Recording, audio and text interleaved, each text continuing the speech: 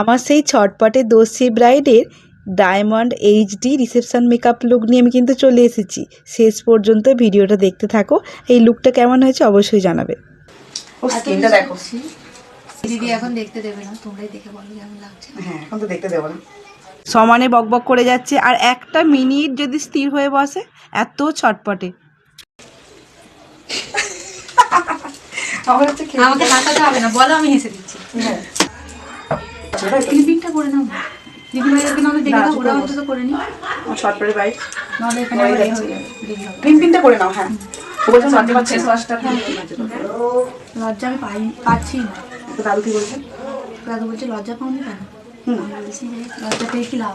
হ্যাঁ, আমি তো সবই জানি। হ্যাঁ, তাই লজ্জা পেয়ে কি লাভ? বলছি না লজ্জা পাচ্ছি, লজ্জা পেয়ে কি এক হাত ঘুমটাতে বলছে একটু পেতে হয়, যার আসছে না। বলছি কালকে নাটক করবো। ওর কথা শুনে আমি হাসবো না সাজাবো ভেবে পাচ্ছি না। ও আগে জাস্ট ফ্রেন্ডই ছিল, কি করে কি হয়ে গেল কি জানি। আরে কি করে হয়ে গেল? আমার শান্ত সুষ্ঠু মেয়ে হয়ে গেল।